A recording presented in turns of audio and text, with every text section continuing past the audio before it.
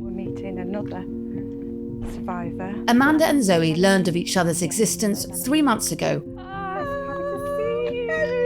after they revealed in a CNN investigation how they were sexually abused by their partners while sedated.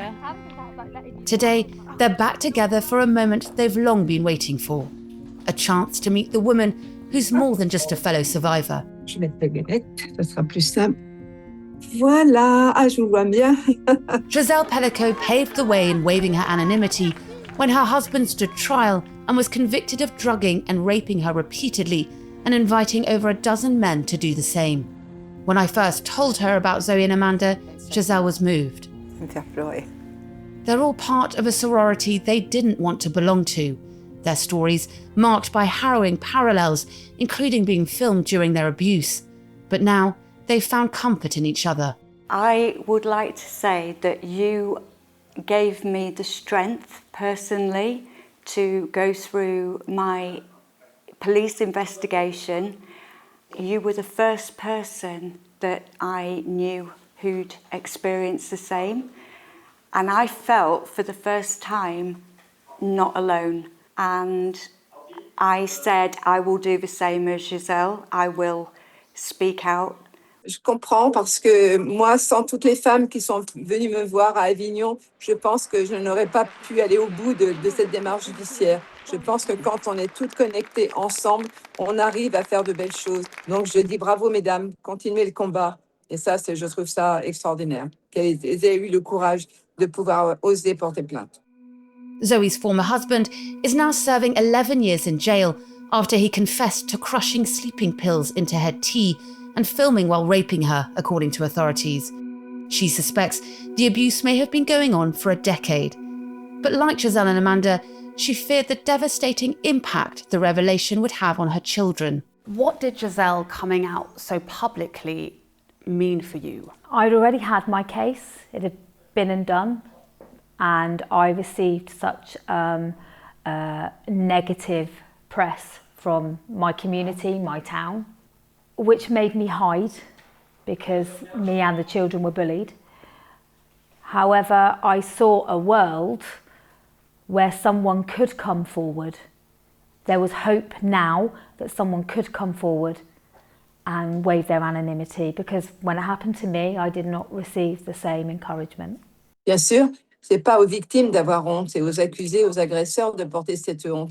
Mais on vit encore dans une société qui cultive le déni aujourd'hui. Et c'est pour ça, on voit la réaction de vos voisins, de vos proches, parce que naturellement, vous avez levé un secret qui, bien sûr, soulève beaucoup de problématiques au sein d'une famille, même au sein des voisins et des amis. Giselle's case exposed deep gaps in understanding of this crime, including missed medical signs when she sought help, believing she may have had Alzheimer's. Amanda says she's faced similar ignorance, but from police. She believes she was abused over a 5-year period by her former partner. She says she would often fall asleep without remembering how, and would wake up to bruises on her body and in different clothes without any memory as to why. Her partner was charged with rape and sexual assault, but took his own life before the case made it to trial. I felt like I was an inconvenience with the police. I didn't feel listened to, heard, that there was no urgency whatsoever. And to be left with trauma for years, waiting for charges, and of course I didn't get to court. So the police have got a lot to do to prioritise these cases. Oui, parce qu'il a eu la lâcheté de passer à l'acte. C'est vrai que pour elle, ça va être très, très compliqué pour se reconstruire, parce que là, la justice ne peut rien faire. Elle n'a rien à se reprocher. Since the documentary, Zoe and Amanda say they've been contacted by women in 55 countries who say they too have experienced drug-facilitated sexual assault.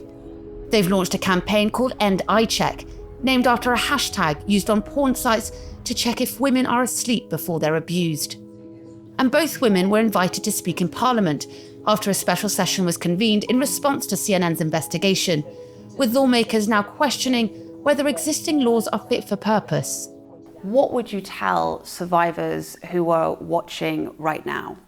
To speak up and to speak out. If they feel brave enough to go to the authorities.